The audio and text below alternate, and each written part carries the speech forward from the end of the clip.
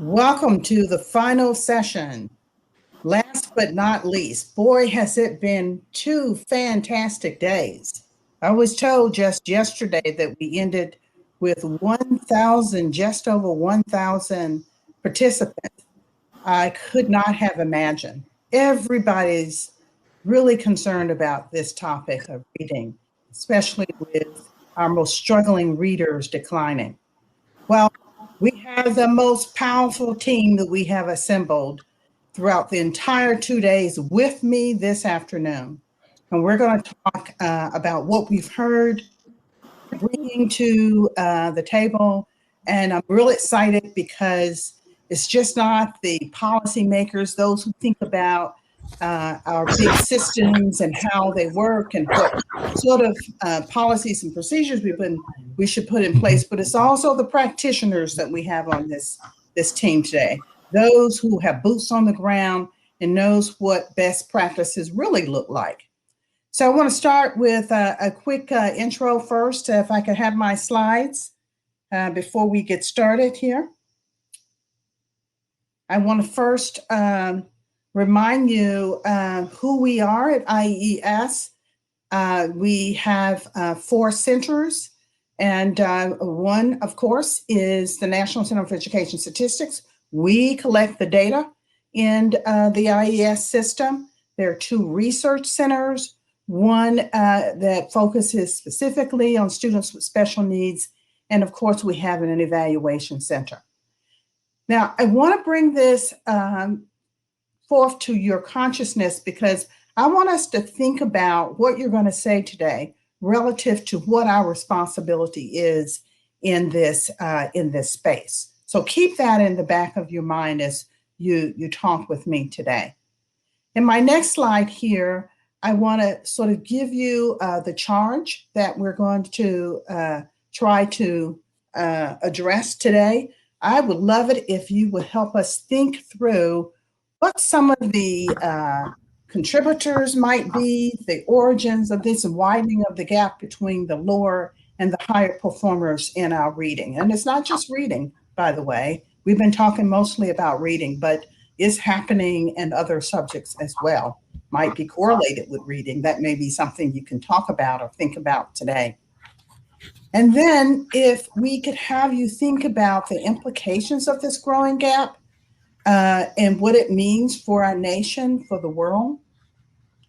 And then the imperatives. What are the things you absolutely want us to do? Again, bringing back to the centers within IES, what are the imperatives moving forward? So let's get started with our first question. And I probably have more questions than I need to have. And forgive me if we don't get to them. I may cut you off a little bit because some of these questions are my favorite, but that's okay. We're all friends here. And hello, Bill. Welcome. Is Pedro here yet? Hi, Peggy. We may have to. Hi, hello, everybody. everyone. You actually can see me this week. I can, and it's so great to see you once again. Okay, the first question is going to be about the elephant in the living room. We've been dealing with gaps for a long time, but the one that is really got us worried here is what will COVID and the post-COVID world look like with these gaps in mind. So I want you to talk a little bit about that. I know you've been thinking about it, and what would be your advice to the IES team, the centers that I described, in terms of our responsibility with regard to collecting data, doing research, evaluating programs that are out there? What are the things that you want us to know? Let's start with, is Pedro on? I know Pedro has got a hard stop.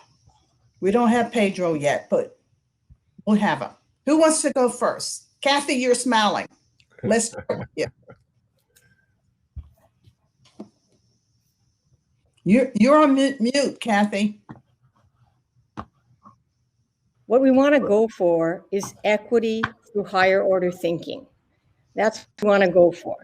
So in that regard, what I would love to see, NCES, NAEP, other parts of the federal government do, is widen the lens and really look at what's happening with the school as a unit of analysis. Because I think I'm not going to solve poverty or housing or healthcare, but I can help schools. And I think the schools can work on this issue of equity through higher order thinking. And I want to plant one seed here. It's not only about the kids. The leadership team at the school needs to be engaged in higher order thinking to solve this problem. And the teachers need to be supported in higher order thinking to solve this problem. Because unless we look at the whole school as a community where higher order thinking is used for problem solving, I think it's not going to get down to the kids. So Yeah. let the schools work on this issue and let them bring community resources into bear, all focus on higher order thinking that will reach the kids and uplift everyone. So I'm going to stop there, but that's my thought. So let's broaden the lens of what we're looking at and the type of data we collect. Thank you, Al. If the rest of you, when you start talking, if you would give us just a little bit, let's put your face with your name, because the intro, because of the technical difficulty, this was some time there in between the intro. Right. So who wants to go next? Carol. So I'm Carol Lee, Professor Emeritus from Learning Sciences Program, School of Education, Northwestern University. I totally agree with Kathy's emphasis. I would say that one of the opportunities that I think IES offers and that the Center for Statistics could support is framing how we think about this in terms of holistic development of children and adults. That in order to engage in the kind of work that Kathy's talked about, quite often we think that this is a simple cognitive task, as opposed to saying that there's social and emotional demands of dealing with difficulty in learning under any circumstance, certainly coming out of the COVID and all the trauma that both the adults and the children have experienced, requires that we have a holistic sense of kids, a child and adult development. I think the problem, however, is that there are not systemic indicators for schools or teachers in terms of understanding those processes. There is completely insufficient attention to what this means about teaching in disciplines such as reading and reading in content areas. And that this kind of holistic work, and there are all kinds of reports coming out right now that are calling for schools and districts to address holistic development of children. They don't funnel down into, for example, what does it mean in terms of reading? And I also think, just in closing, that the meta-narrative coming out of the COVID crisis is one that focuses on the notion of learning loss, and saying kids are this many years behind. This many years behind doesn't mean anything. And there's insufficient attention to also what is it that kids have learned by virtue of wrestling with both remote learning, what they've learned in terms of digital technologies and managing them, and also how they've learned to think about their own social and emotional development and family. So I do think that that it's unlikely that this kind of holistic focus is going to simply bubble up from the ground. But the question of what are the systemic supports that, for example, IES could provide, or the kinds of data that NCES could collect, and the kinds of instruments that would give some window into this. It's like I'm on. Bubble up to the ground. Pedro. Okay, John. All right, thank you. You know, Carol, you said something that says to me, I should go to Chris next, because I heard you mention indicators and systems in the same paragraph. Like I'm and I know that Chris is dying to jump in to tell us about his thinking You know, along those Carol, you lines. said something that says to me, I should go to Chris next, because I heard you mention. There's an echo here. I don't understand it, but Chris, you wanna introduce yourself?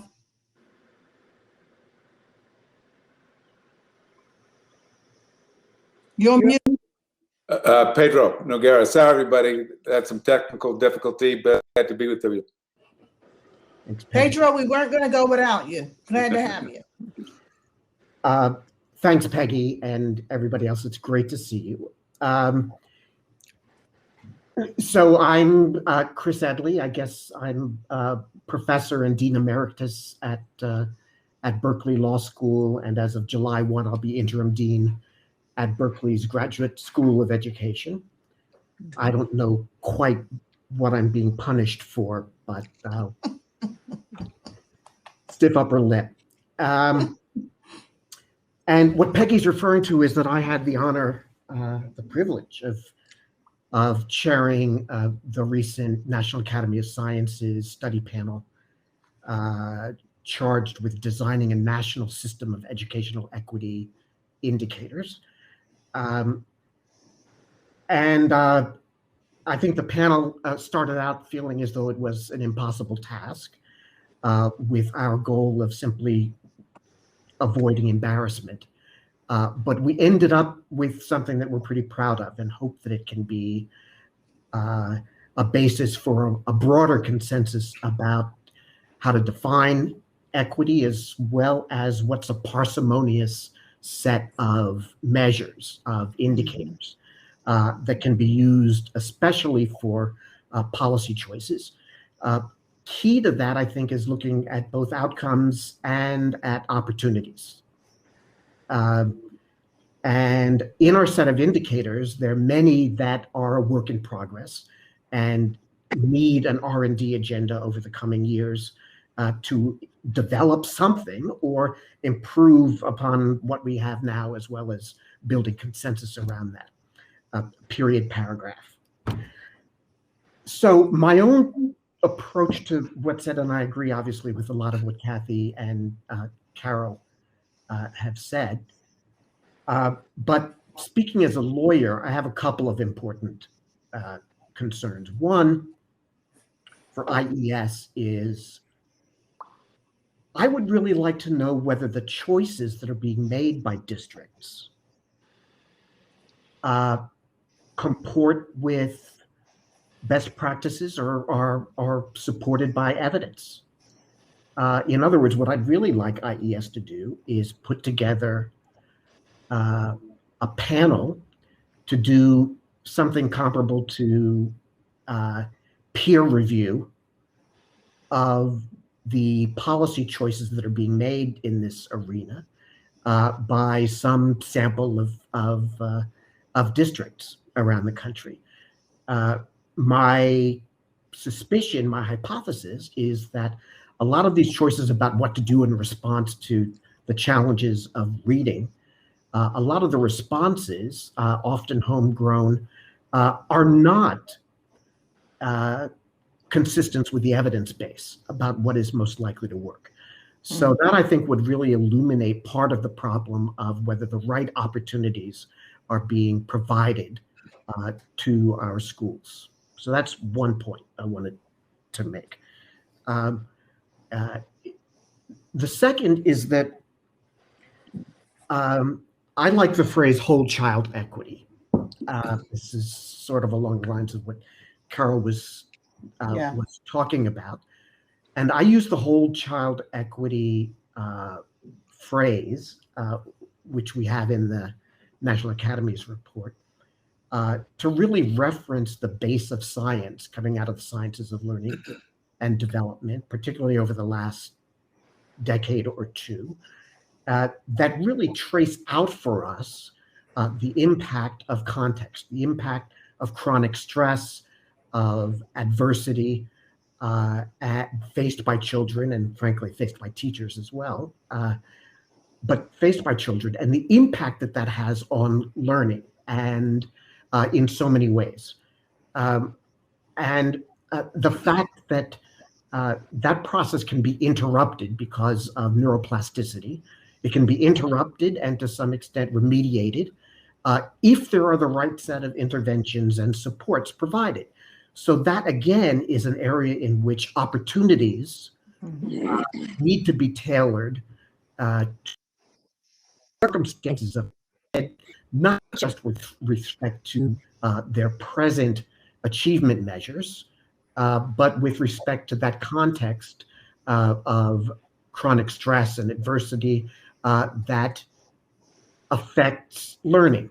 So I think better information with consensus-driven measures, whether it's an ACEs inventory or whatever, that will allow those who would intervene and support children, whether they're in the education system, in the mental health delivery system, in the homelessness system, that would better illuminate what those supports need to be for which kids. And finally, I'd say that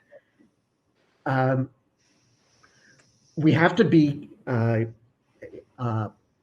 cognizant. I agree with Carol that not enough of our educators have that background in the sciences of learning and development that would enable them to be sensitive to that.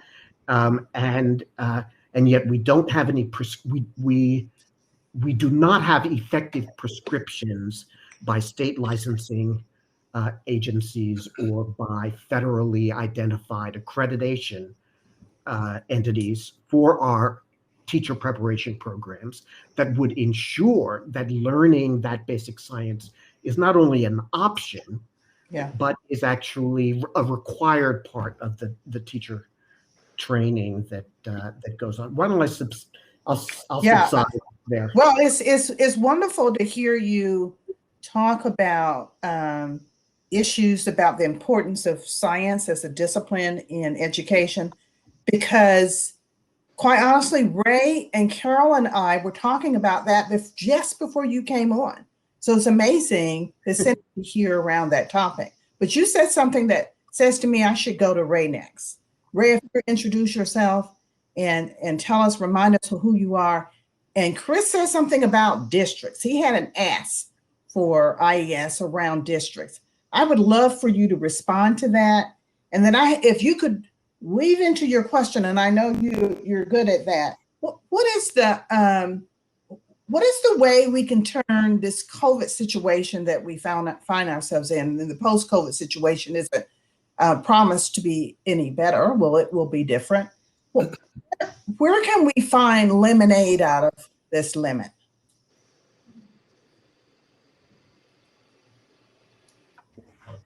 Mute yourself. Yeah, we want to hear you. Thank you very much, Peggy. First of all, it's an honor and pleasure to be a part of such an esteemed panel. I am Ray Hart. I'm the Director of Research with the Council of the Great City Schools, and as of July 1st, I will be the next Executive Director for the Council. So I look forward to the work ahead.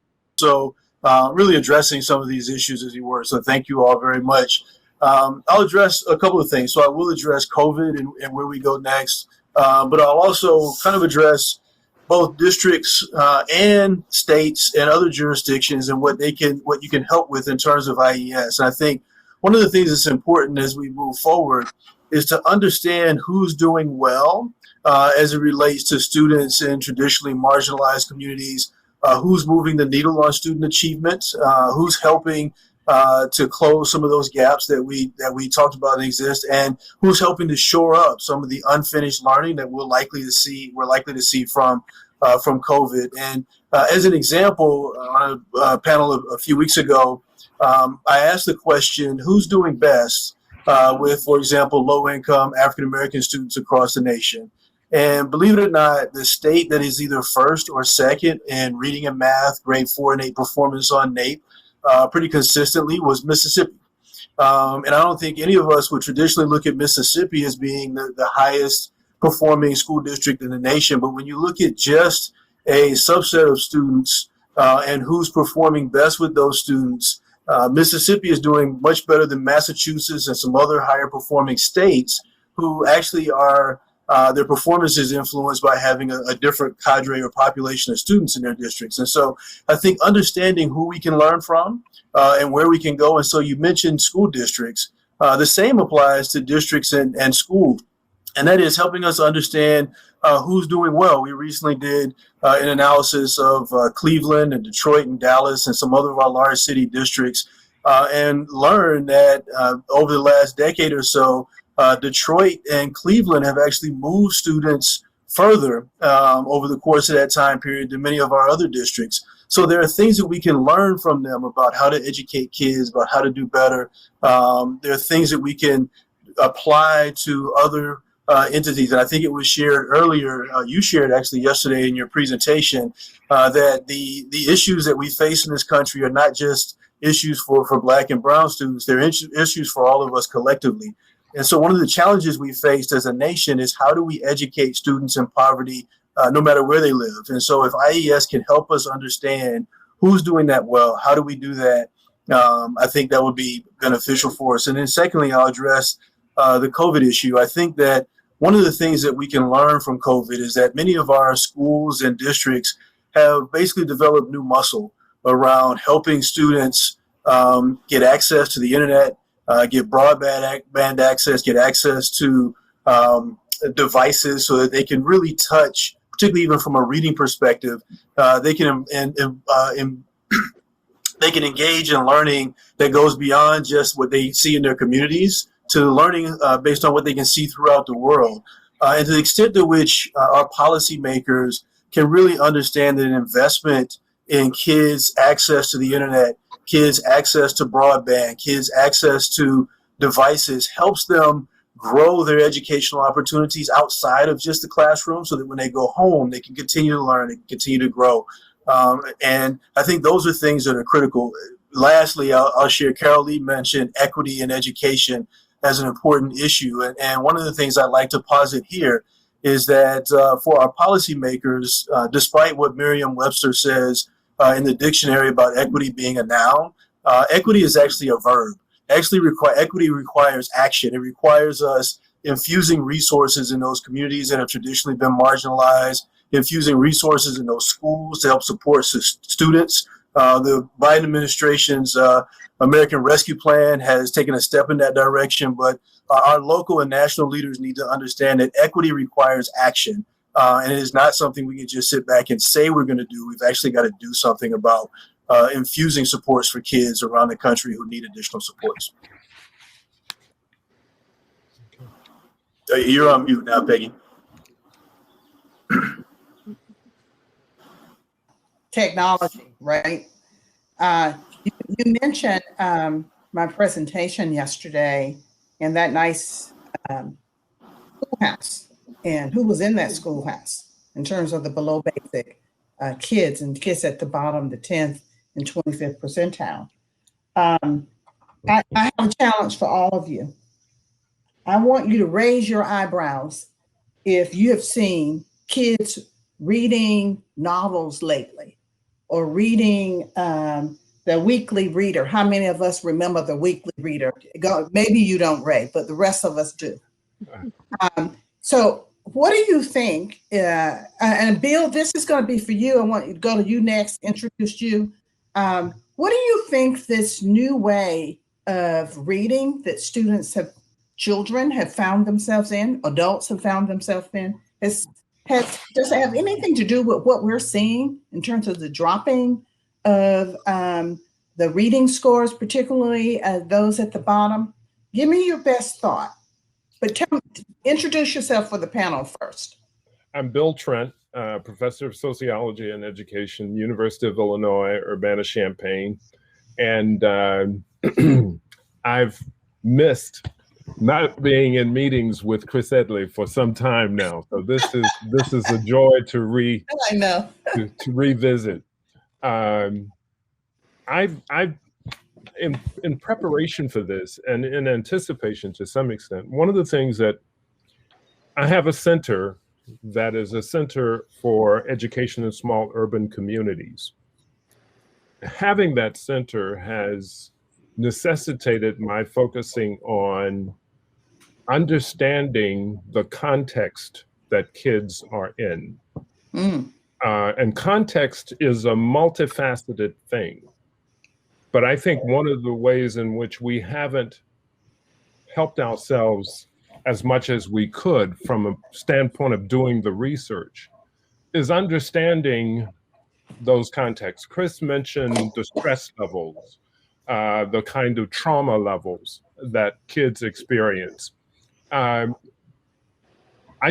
are clearly aspects of it. But we also have to think about we also have to think about what we understand about the relationship between the educational infrastructure and how it either limits or affords children opportunities to learn.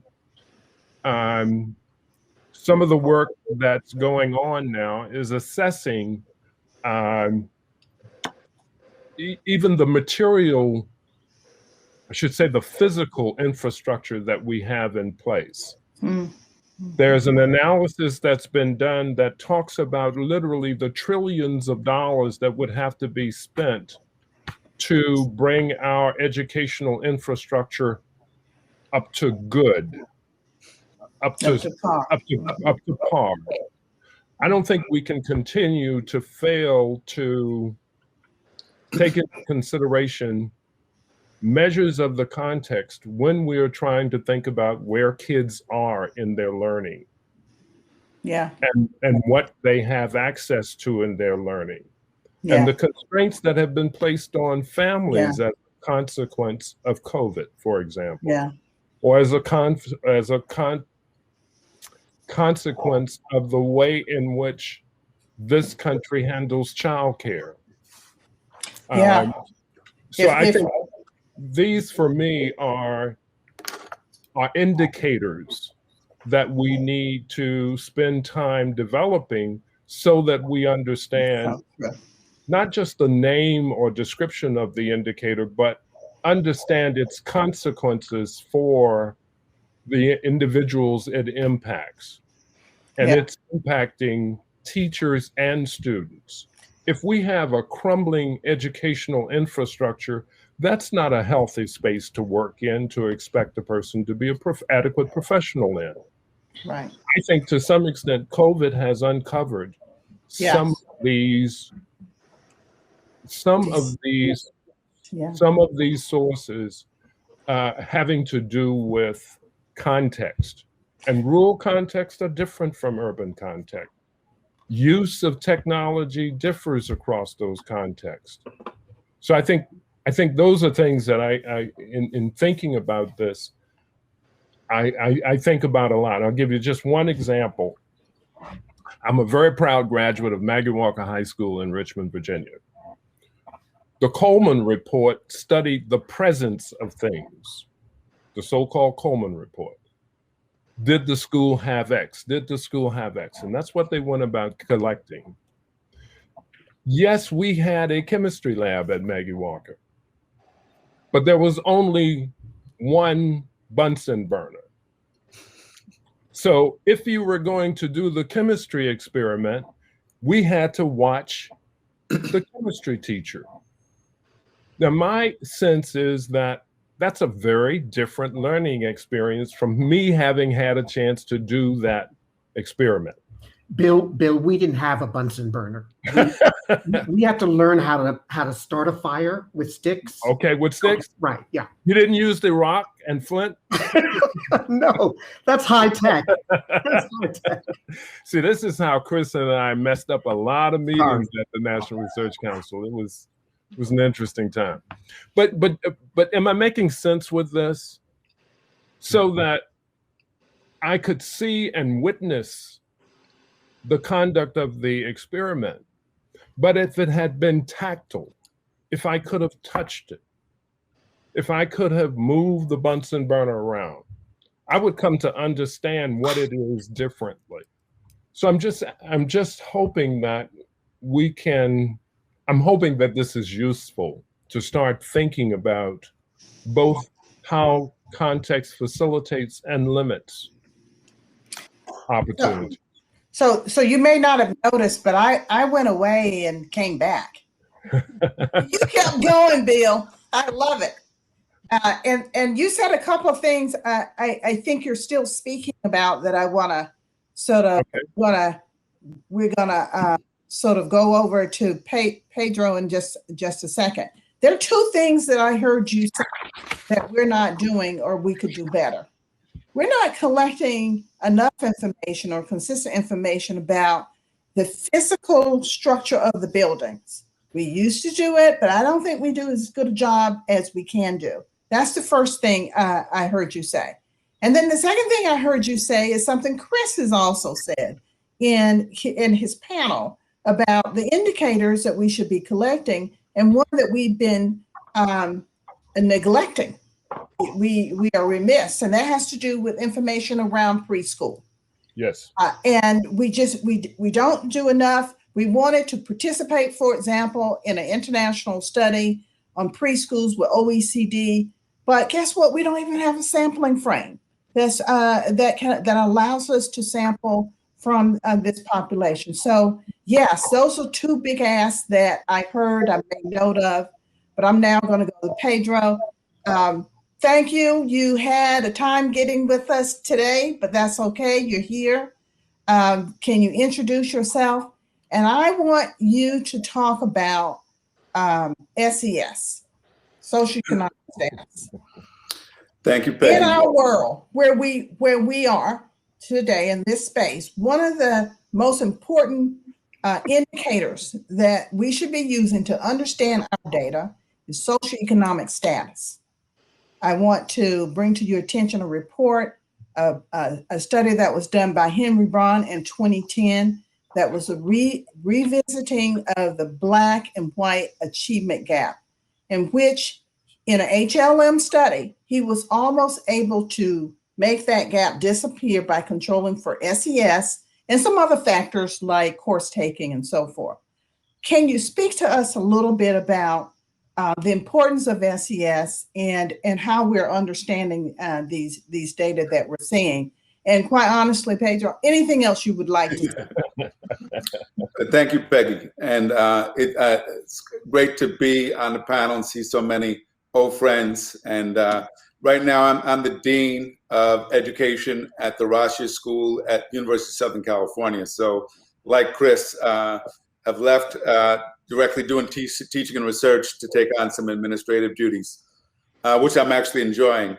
I want to start by just saying that, and because we're talking to the IES panel, that the questions we ask are so important for the kind of research we do, and whether or not we're able to move this field or we stay stuck in place. So we've been studying and focused on the disparities, the so-called achievement gap, for many years now, without a whole lot of progress. And I would say because we've been asking the wrong question. We've been asking why the disparities. We've been asking what strategies will allow us to move those disparities. We haven't asked is the kind of question that Ray Hart pointed to, which is where do we see those disparities disappear? Under what conditions? Bill Trent talked about context, which I think is critical and often overlooked in the study of education, because kids don't live in school. They live in communities, and families obviously impact children, and physical and social and economic conditions impact children. And we know that poverty has been an enduring impact on academic performance for many years. And we've expected schools to basically be on the front line of solving this problem without the resources, and then we blame schools for their failures. But we just released a study, myself and my colleague Tyron Howard at UCLA, on the state of Black children in Los Angeles. And the question we were trying to ask was, given why are Black children still lagging behind in this county? What's going on? And the study revealed the accumulation of disadvantages, the kind that Chris spoke to, homelessness, foster care, the kind of external conditions that we know many Black children experience disproportionately. But then we ask the question, where are we seeing the greatest results, positive results for Black students? Which Black students are getting into the University of California, and where are they coming from? Mhm. And lo and behold, we were able to identify schools that are consistently producing a track record of Black. One of those schools is Pedro High School in Watts. And you say, well, Watts, not known as a place for producing academic excellence, except King Drew is the opposite of the kind of school that Bill described. It is a science magnet. It is linked to a medical school. Students have an enriched learning experience.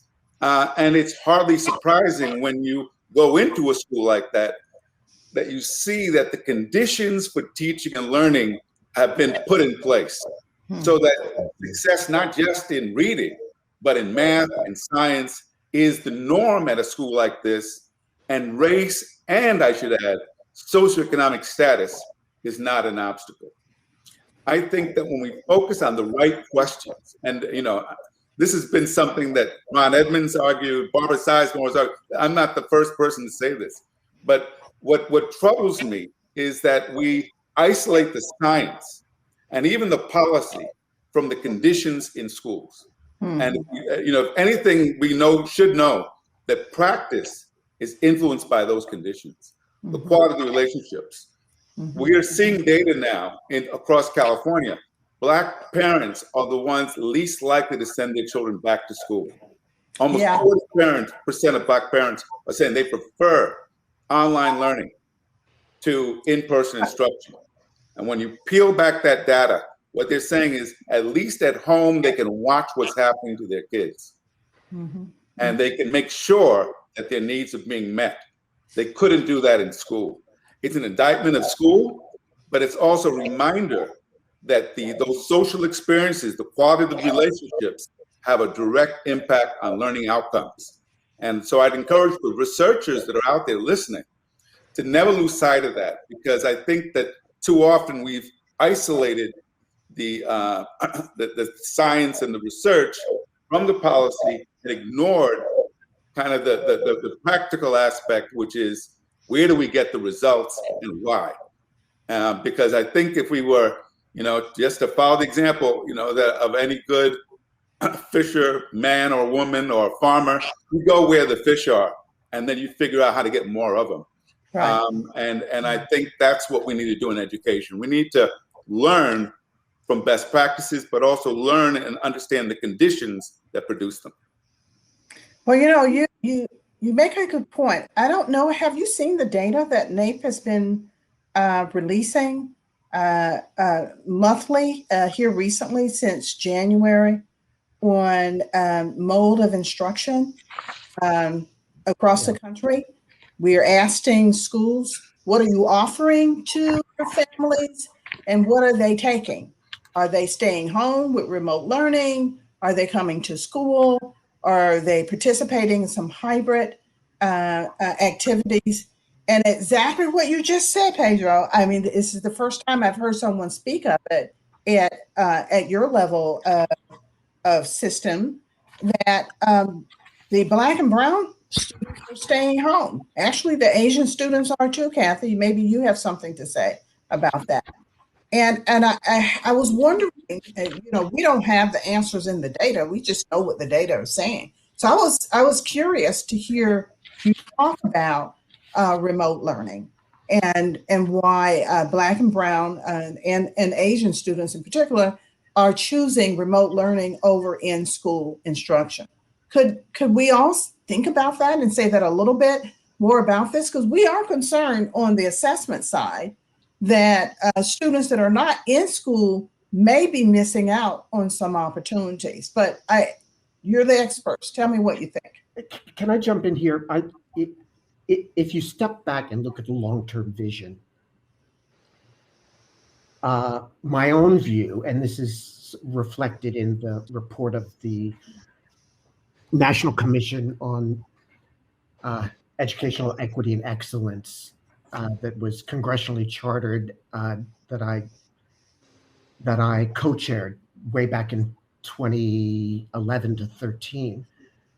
One of the points that we drove to in the report was called For Each and Every Child, because the long-term vision is to do as much individuated instructional and other strategies to meet the kid where they are and figure out how to make them successful and piece together what's needed in order to help the kid. It's kind of generalizing the principle of the IEP from special ed, but hopefully making it less legalistic and bureaucratic. But this notion that given our diversity, given the role of contextual factors, understanding of the full range of interventions and supports that will help promote student outcomes is really critical. So if you think that way, then this question of teaching modality, instructional modality, is one aspect of figuring out what are the tools available to lead us towards a more individualized strategy for promoting student achievement. And I hope everyone concedes that at least for some students, a hybrid or online model works and works well for whatever combination of reasons. So even though we may, some of the NAEP data, some of the data that you presented, Peggy, suggests that there can be declines in, for example, reading achievement with moving all the way towards online instruction. But we have to find out, I think we should take that technology and figure out what kids need that in order to be most successful. Since I have the microphone, let me just add one other point from, I agree, obviously, with Kathy's early point that schools can't solve problems of poverty and structural racism and so forth. On the other hand, from the child's perspective, I think the question is, are we doing what we can to mitigate those challenges as educators? And more broadly, are all the adults in the system, whether they're in education departments or in health delivery agencies, are all of those adults doing what they can to match the student's individual need to the opportunities and supports that are being provided? That's the challenge, it seems to me, of whole child equity, is to see, are we doing the best we can, and are we not depending upon education budgets as the place where we look to solutions to student outcomes? It's got to be education and, I mean, one indicator of that would be, speaking metaphorically, how many school superintendents show up at the county budget hearings for the mental health agency? Because the superintendents realize that those dollars, that there are many more zeros in health budgets, and because without those resources, educators can't be as successful as we want them to be. And in this time of COVID recovery, I think that the NAEP data and other data are showing us, making us watch out for the fact that folks who are facing these contextual challenges are less resilient, are going to be less resilient to the challenges.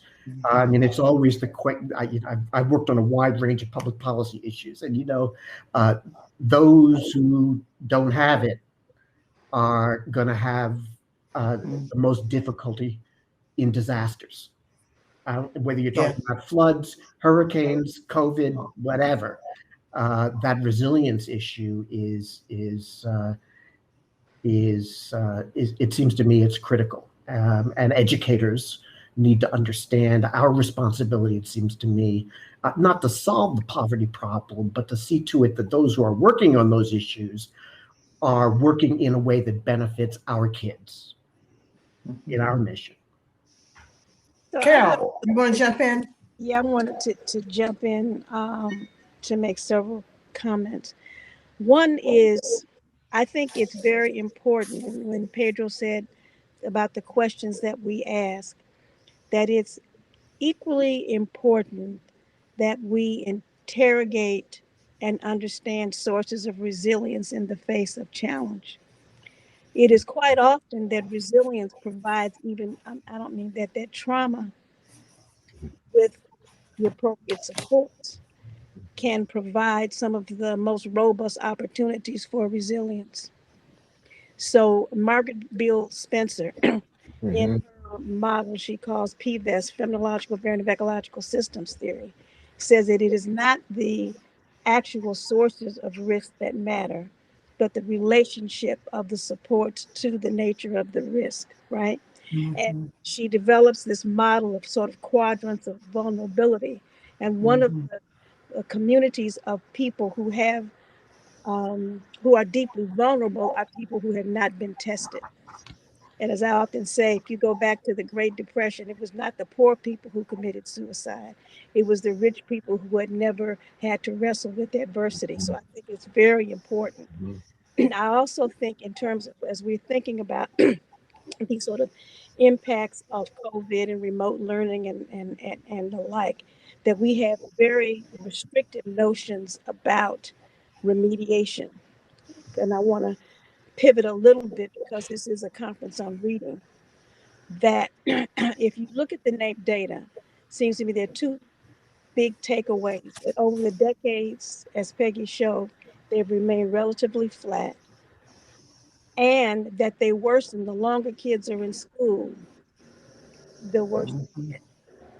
Yeah, And that, unfortunately, yeah. right. And so when Chris raised the question about, as a policymaker, or if you said as a lawyer, sort of how would we, um, from a accountability perspective, perhaps, think about how you would evaluate um, programs in schools and in districts in terms of impact. One Mhm, is we have very restrictive measures about what counts. Mhm. We have virtually no, since this is in reading, Kathy and I are the reading people around here, we have no large scale measures of reading in the disciplines. Mhm. We have, which is the reading that takes place from middle into high school, is about reading in content areas. Teachers have no indicators that would help them understand what is challenging for kids reading in social studies or literature or science or math for that matter. you're right, Um, right, they're not reflected, they're not indicators in NAEP. One of the things that we've done in right. the work on the group that's working on the um, reading development framework for what would be 2026 is having indicators that are in reading in science, reading in Mhm. Content social areas. studies, right, Yeah. which they teachers have not had. And because when we think about the struggling reader in middle school or high school, and just because this is a reading conference, but the kind of knowledge infrastructure, assessment tools, and pedagogical tools that are available to help teachers, schools, and districts understand both what struggling readers in middle and high school bring and what they don't. What we have, Peggy, when you showed the clip of the fluent readers, it was a 10th Yeah, grade or right. whatever. We have very good tools for accountability, let's say, in being able to deconstruct the needs of struggling readers in the primary grades, because we're looking largely at some limited notions of vocabulary, fluency, and decoding. There's a fundamental problem in the field, and it's reflected in Common Core of having a history of saying that skills shift over the grades in reading, right? Even our discussions about learning loss, they say kids are 2 years behind or 1 year, but it's absolutely meaningless. It doesn't tell you anything, right? And that we know in the advancements around science of reading, if you will, is that the that the challenges have to do with how the complexity of the text change, the kinds of tasks that kids have to engage with, and the context in which they're trying to do whatever they're going to do with text. Mm-hmm. That's what we need to know about if we're going to have strong levers, particularly at middle and high school. Right. And there's no instruments. This is an IES question. There are no instruments available for that. NAEP doesn't do it, and everything else. Pearson doesn't produce it. So it's hard in terms of having actionable. And this then influences this restrictive notion of remediation that's in the public discourse. You know what I mean, right? For districts about kids Yeah. that come back, they have 2 a year learning loss or whatever, and these restrictive notions and will involve some kind of drill and kill kind of work that bears no relationship to what kids actually need to be able to do. And so I think that's and that the complexities of kids who are struggling readers in middle and high school has to also be understood from a developmental perspective. That is, when you're going into those teenage years, that school stuff is not at the top of the list. It's your friends and your social relationships and all of that matter. So any kind of interventions have to take that into account. And then my final comment before I want to make just a brief announcement, I'm going to shut up. And that is that despite the living under conditions of poverty, structural racism, etc., reading offers a very powerful opportunity, even if we don't have the Bunsen burner bill, provide a powerful opportunity through text to help kids to interrogate the challenges with which they wrestle, both Yeah. personal, family, community, and societal. And so this whole debate that is emerging now about uh, um, policies that are emerging in states and districts, you can't talk about race, you can't talk about slavery, you can't talk about, structural racism, excuse me, for all kids, based on, Peggy, this is not a colored kid problem. This is a broader societal problem. Right. Right. Of our understanding of the power of reading, the ability to read a wide range of texts. Doesn't mean you have to come out thinking the same thing, having the same perspective, but at least to wrestle with the complexity through what texts make available and the specialized way in which texts and disciplines make these available. My final comment, and I'm really going to shut up, is again that the National Academy of Education has produced a report that is available online at the Academy website on educating for civic reasoning and discourse. And that, again, I think related to Chris and Pedro's comments, that the ability of schools to socialize young people, to interrogate texts that allow them to understand the complexity of the kinds of topics and issues with which we wrestle, right? Is a civic dilemma that we're living in a society of people who look online and see ridiculous things that make absolutely no sense whatsoever because they have not learned through 12 years of education to be questioned, to be questioning sources and to read quite widely. Right. Right. Right. Well stated. Kathy, if I could, we're going to lose Pedro shortly, and I would be remiss if I don't get something out of him before he has to something else out of him, because I got a lot already, Pedro. Before you have to disappear, do you have something you want to say relative to what you just heard Carol talk about, or something you want to leave us with before you have to run? And then we'll come right back to you, Kathy. Carol is one of the giants in this field, and she makes these connections between literacy at the real granular level. Her points about learning in secondary schools. Here's something we've known for a while.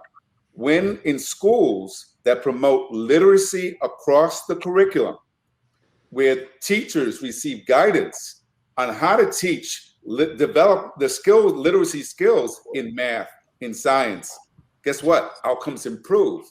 So there's good research to affirm what Carol just told us. So, that's why I said a lot of what we need to think about is the questions we're asking.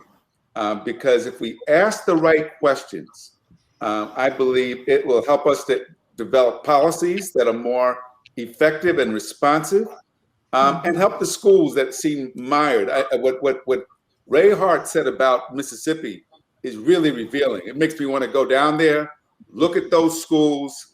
My hunch is a lot of them are racially segregated. A lot of them are high poverty. If they're getting good outcomes under those conditions, we need to understand why.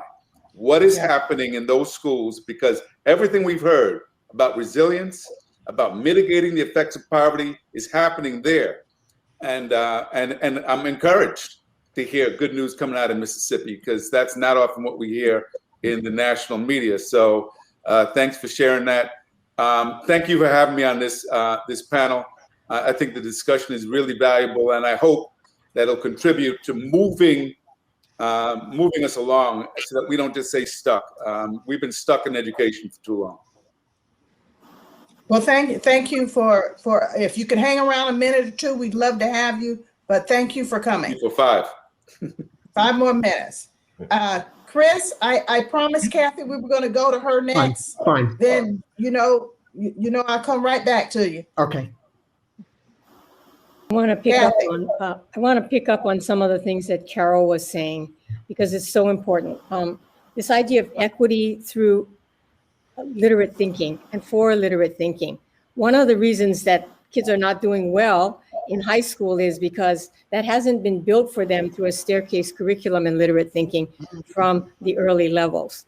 So I want to argue again for the school as a unit of analysis. It's not enough just to go in, I think, and identify that, oh, these schools did a good job. Because often those schools that raise, for example, 3rd grade test scores or 5th grade test scores have no idea about how they actually did it. They were just throwing everything they knew how to do.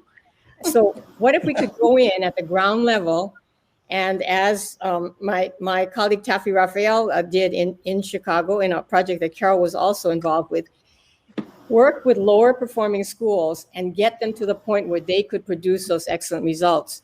So we have a moment by moment, year by year track of how we get those schools in place and help them to sustain those higher levels of literate thinking. So we know from our research with 264 schools, because Taffy and I collaborated from Hawaii to Chicago with all these schools in between, including in Western New York, that there are 7 milestones that schools go through. And if we can put unsuccessful schools in the footsteps of these successful schools, we can actually make more schools like that, instead of going in there after the fact and saying, well, congratulations, you did a great job, but supporting schools so that more of them can actually get there. So that's what I want to argue for, that we really look at the school as a unit of analysis, building those school teams, leadership teams that include teacher leaders from every constituency, working with families so that we can surround students in these schools with a network of support for the kind of literate thinking that Carol would like to see more of at the high school. Well, that sounds like 2 of those 7 that you're talking about. 2 of the 7. Now you're gonna leave us hanging like that and not tell us what the other I've written about it so much, so I'd be happy to send anybody our papers, but I don't want to take the time for the other panelists, because I could, Peggy, literally go on for a couple years. So. Oh yeah. Well, we're gonna hold you to it, Kathy, because I was gonna take some notes here. Ray, you wanted to jump in? I was just going to piggyback on that and talk about some of the schools that we've seen. Robin Hall, who's our literacy director, and myself, we're talking about some of the schools that we visited across the country and really looked at what some of the things that we saw that was really excellent practice. And Alfred Tatum talked about it in his last session a few minutes ago. But that is, we've seen in some places a focus on independent skills like fluency, like finding main idea, teaching of reading where it's individual skill based. But it seems as though we've lost the idea of providing students with a general love of reading and really focusing on the purpose of reading to begin with. And that is what can I learn from the author that I have shared with? What can I learn from the text that I'm reading? How do I build knowledge from reading? As Carol talked about earlier, how do I connect to the larger world from what I'm reading? And part of what Robin and I talked about was the expectations that we have for students. And one of the things that Alfred Tatum just talked about was talking to a teacher where he proposed the expectation that kids be able to write a 150-word text, but that teacher said, my kids will never be able to do that in 100 years. He proceeded to teach the kids how to do it in 5 days. So in 5 days, he took the kids from where they were writing kind of short clips to being able to write responses that were similar to the response that was expected in a matter of 5 days. But it's setting those expectations for kids, setting those expectations for what they need. And one last thing to piggyback off what Christopher said earlier, and that is the fact that our communities, we need to understand that the school can't be the sole effort in the community for ensuring that our communities receive the investments that they need. Take care, Pedro. It's a pleasure to see you. Take care, man.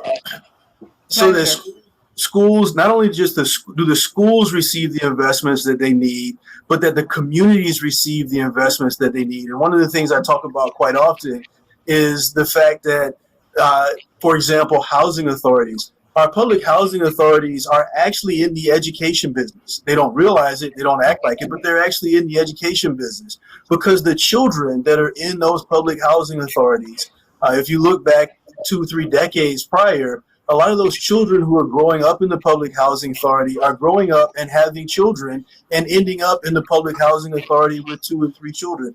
If they don't focus on, from a housing standpoint, investments in the community, investments in reading, investments in after-school opportunities to learn for kids, we're exacerbating the problems in our communities by not making collective efforts at investments in the communities where everyone focuses on educating our children. So I think those are 2 things that are critical. The first of which is, from a reading standpoint, getting back to a love of reading and getting back to reading for the primary purpose of not answering questions on the test, but reading to gain knowledge from the text that we're working with and having all of us invest in that. Right. If I could just briefly add a little complexity to Ray's story from a personal perspective. So I grew up in public housing in Chicago, in middle and high school on the west side of Chicago. And I always say that I graduated from Crane High School, and there are at least 4 PhDs I know who came out of our class. But I say we did it in spite, not because. Right. And but the role of public housing, the public authority housing where we live, provided an opportunity for me to travel. The first time I had ever gone, we went to New York and Washington, D.C., was from a program that the public authority, CHA, had. Isn't that something? It did not come from being at Crane High School. Right? See, that's what I'm talking about. And my memories, somebody asked me about what my memories were about middle school. I said, God, that was so long ago. But what I do remember, it was 6th or 7th grade. I had this teacher, he was a white male teacher. And he told us somebody did something that was wrong. And we had to all write 100 times, I will not do whatever it is. And then he took the papers and he tore them up in front of our faces. My other memory as a senior at Crane High School, was in the honors program and all of that. We were taking the ACT, and there were some questions about going on to graduate school, whatever. And I asked her, I said, what do you do if you're not sure? And I didn't see that woman's face right now. She said, it doesn't matter what you put because none of y'all are going to do anything on this test anyway. So my only point is that that development is an outgrowth of many interlocking factors. Yes. Right. And while I had that woman, that counselor, I also had my high school senior English teacher, Mr. Reverend Ray Morrison. I can see his face. Remember his name. He's the reason I went to become an English major. You know what I mean? And they were both in that same building. I was trying to complexify how we're thinking. That's exactly Thank why you I for say sharing, so Kathryn. everybody feeding into our children is important. So that's a perfect example. Right. I mean, that was Chris's point. Bill, we're going to start our final round. I'm coming to you now. Pete, everybody, like 3 or 4 minutes. This is your drop dead imperative. Peggy, if you don't do anything, take this away. I can do that. I think I have to start by saying amen to what Carl was just saying. And I have my own example. Seventh grade math, I had a Mrs. Poole as my math instructor. It's all Black schools. We took a quiz, and 3 of us did well on that quiz. The other 2 graduated as valedictorian and runner-up, and I graduated. The real point of this is that what she did was to take us all 3 out of her math class and walk us around to Mr. Charity's math class, which was an early algebra math class. The 3 of us were literally tracked with the so-called high flyers for the rest of our educational experiences in that high school.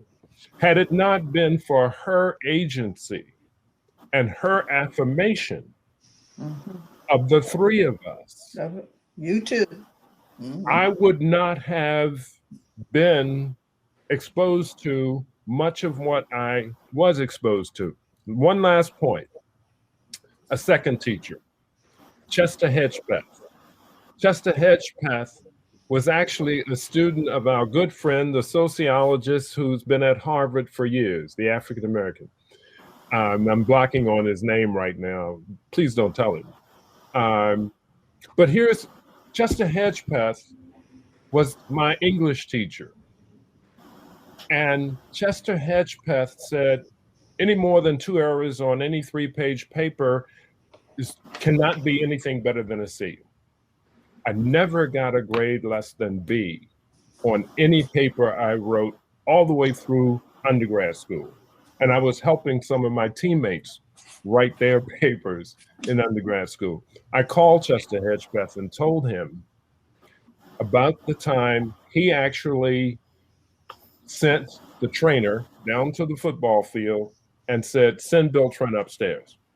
I went upstairs, and in the faculty meeting room, the head coach said, Bill, I understand you're not working as hard as you could be working in Mr. Hedgepeth's class. I said, yeah, listen, I'm getting a B. I'm not failing anything, coach. So that's not the point. You're not working up to what you can do. He had me come upstairs in full football gear, literally, into the faculty lounge and make sure I understood that I would not have my football uniform any longer unless I change my ways of engaging and learning. Impactful. We need to create spaces in our schools that let teachers know that they have that agency. We need to be training teachers in a way that helps them acquire an understanding that they can have that agency. They do have that ability to be an affirming influence in the lives of these kids. And these kids need it. They do need it. I've worked. And I see the products. Yeah. My own story, but I'm not going to bore you with it because they're about the same. But I just think that we're not doing some of the work we need to do in the production of affirming educators. Yes. And we're certainly not measuring any of that. No, we're not. Yeah, not a bit of it. Trent, what do you have to say to us? Your last round. Well, I mean, I have my story too, but Bill, I have to say that when I was called to the teacher, I was not wearing football gear. I was wearing my chess club.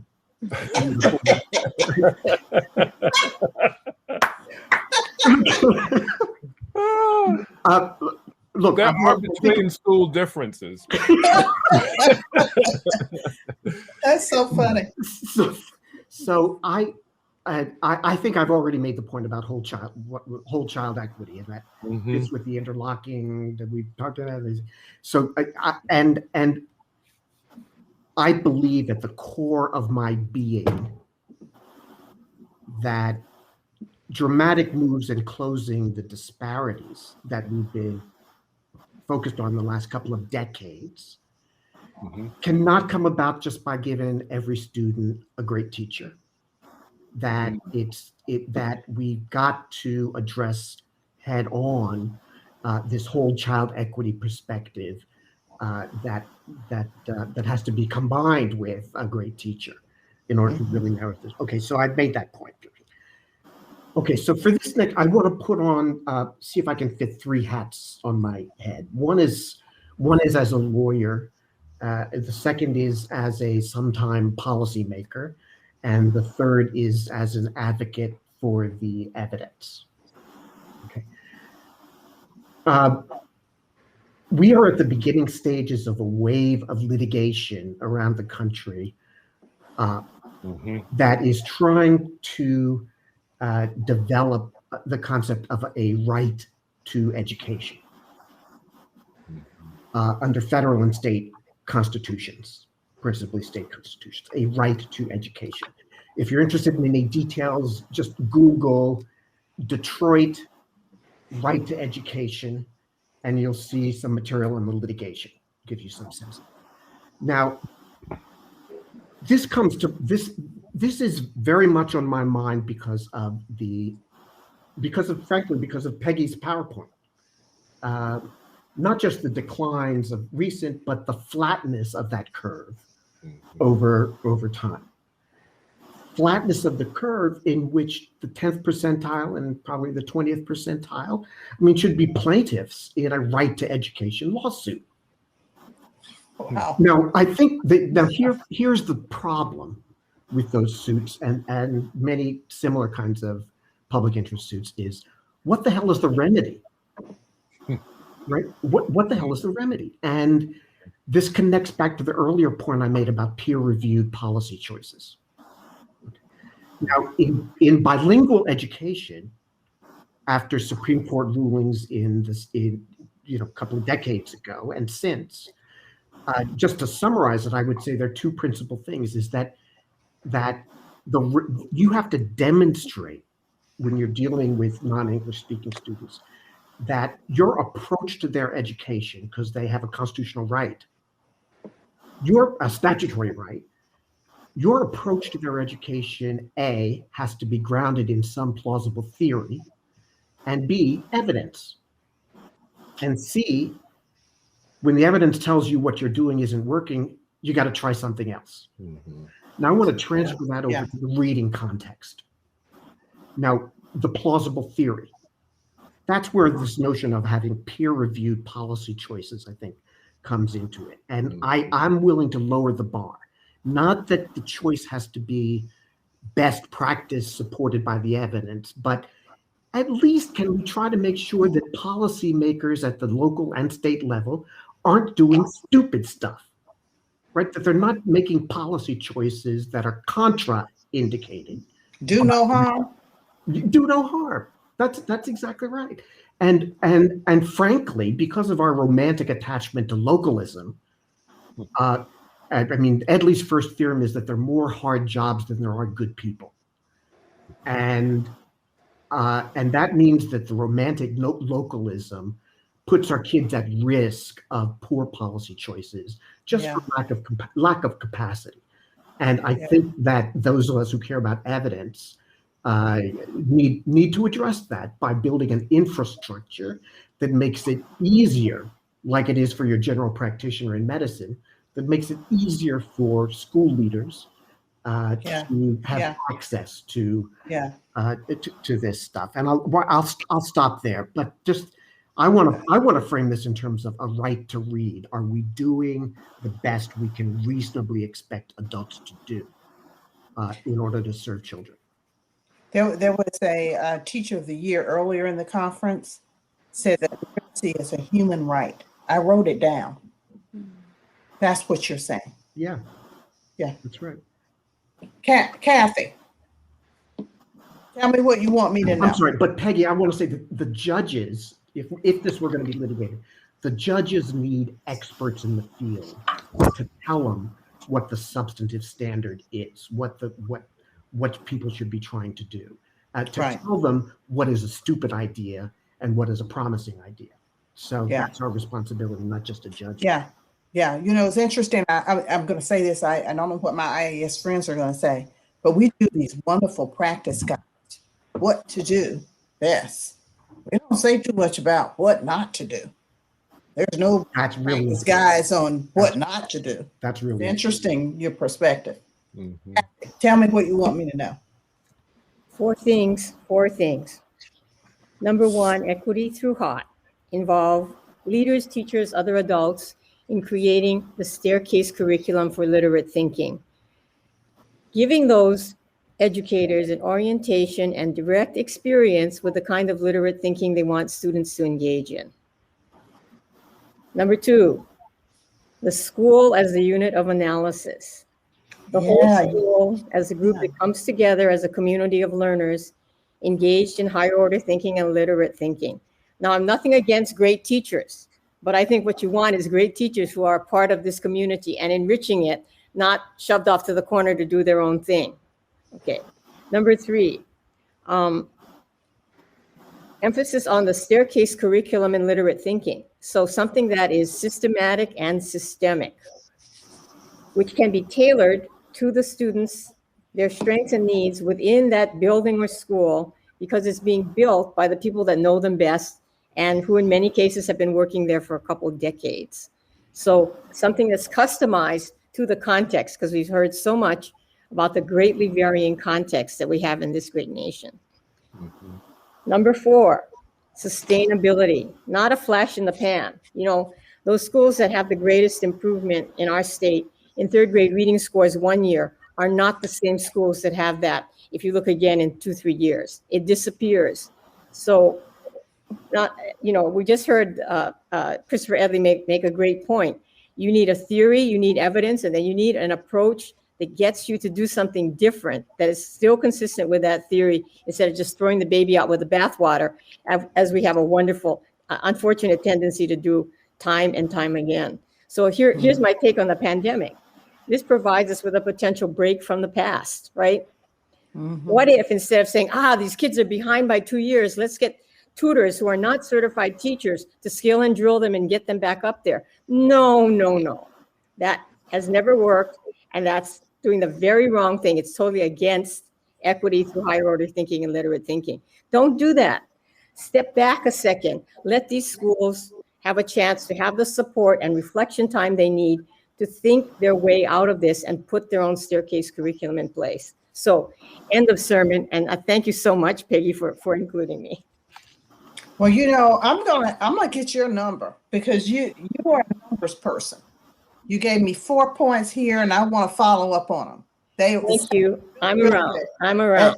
You're around. That school analysis is something I need to talk to someone about, because it's not the first time I've heard it.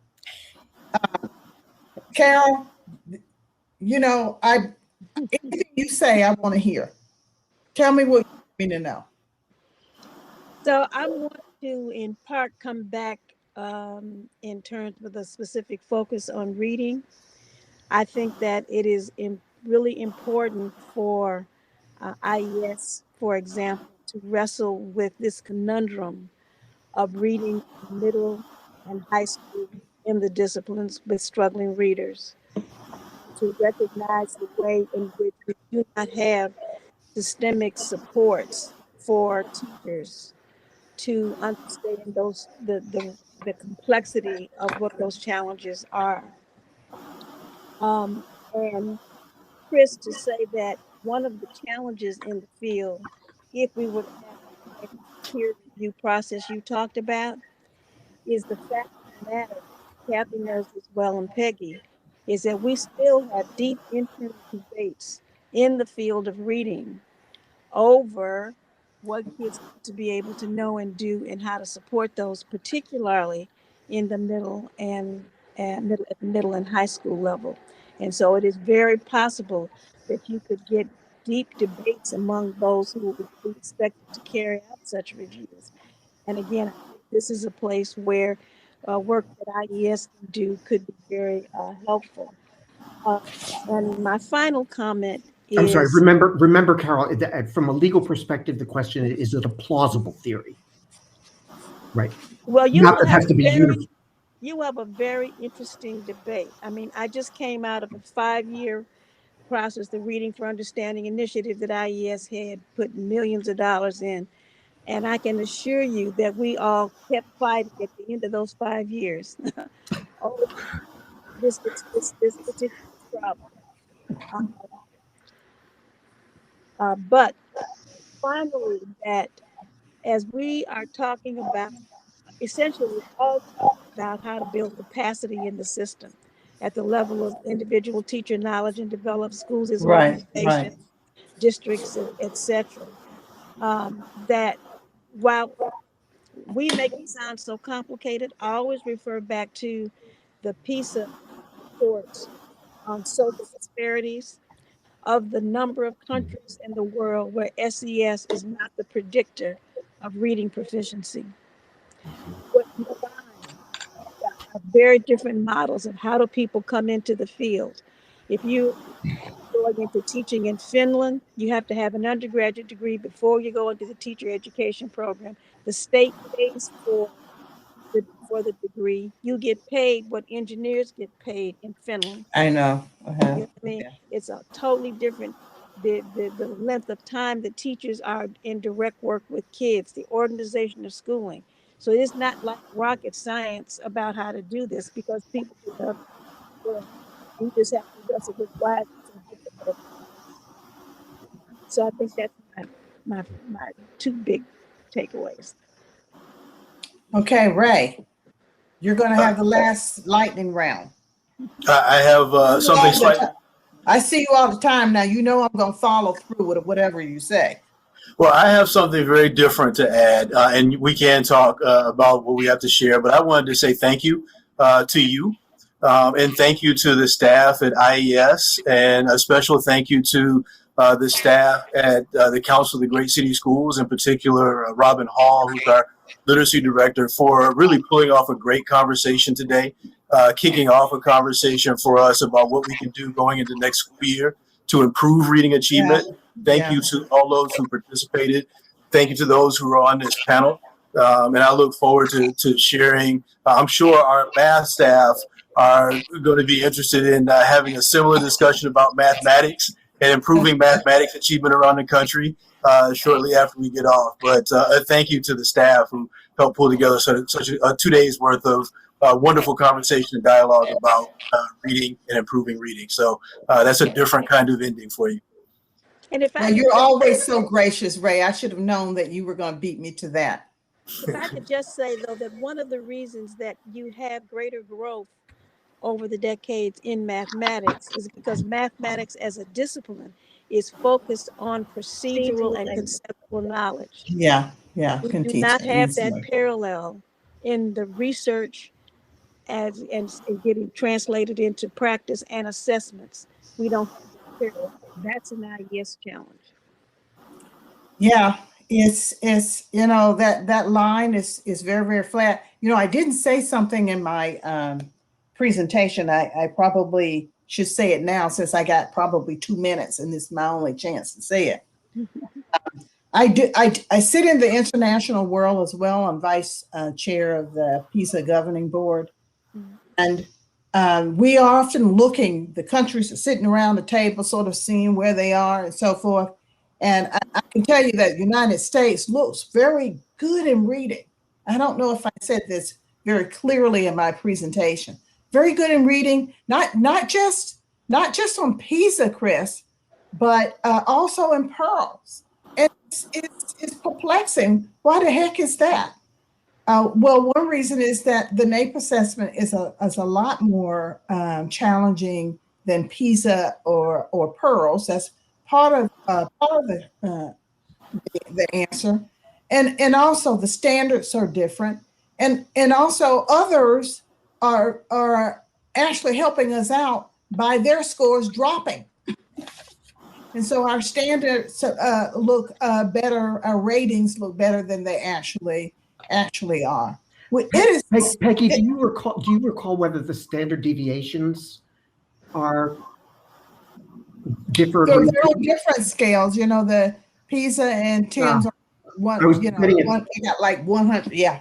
I was getting at whether the range of disparities is Yeah. here than there. Yeah, but Carol said something that I think it reminded me of. NCES is a better predictor of the disparities between our higher and lower performing students in our country than some of our best economic economies, the economies that we compare ourselves with. We don't look good. And what PISA is doing is using really good, pretty strong measures of family possession, occupation, and education, which is what Hollingshead, for those of us who know it, I bet you Carol knows it. Mm-hmm. Hollingshead says that that's what we should be using. But suffice it to say, this is a conundrum that we have here. Sometimes I think we were convincing ourselves that we don't look too bad in reading until we start seeing the scores drop for those at the bottom. We have to bifurcate this data, not just look at some means and the central tendency that makes us look good, or the highest scoring state. When you look at some of these highest scoring states and you bifurcate their data by race, ethnicity, you can see they have some of the biggest gaps ever, double digits, embarrassing. So we have a lot to do. I wish I could rattle off all the couple of notes that I took, but I heard some things that I'm going to take away. I heard some things that I'm going to go back and ponder about and give you some calls. Chris and I we've been missing each other. I know we're going to be talking. Carol, I'm hoping that you're a new friend and colleague that I can kindle some things too. Good to meet you, Kathy.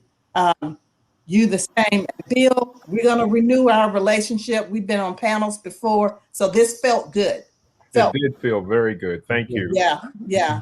I want to thank all of you for being here today. And I want to also thank my staff as well. They worked really good together, didn't they, Ray? Yes. Ebony, you heard Ebony Walton give a real powerful presentation. But at the crux of this, and the person behind the scenes that you would never know, is Eunice Greer, Dr. Eunice Greer. You may have actually gone to school with her, Bill, I know, but yeah, she deserves all the credit. And she already told me what those math people might want, but I don't know. It's something else. I loved it. I love all of you. And I hope that this is not a one and done. No, next month with Rose. Next month with Rose, I think would be.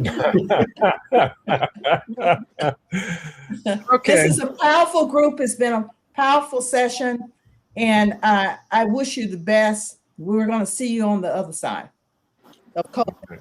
See you on the other side of COVID. Good to meet you, Ray. Pleasure to meet you. Bless you, Peggy. All right. We'll see you soon, everybody. All right.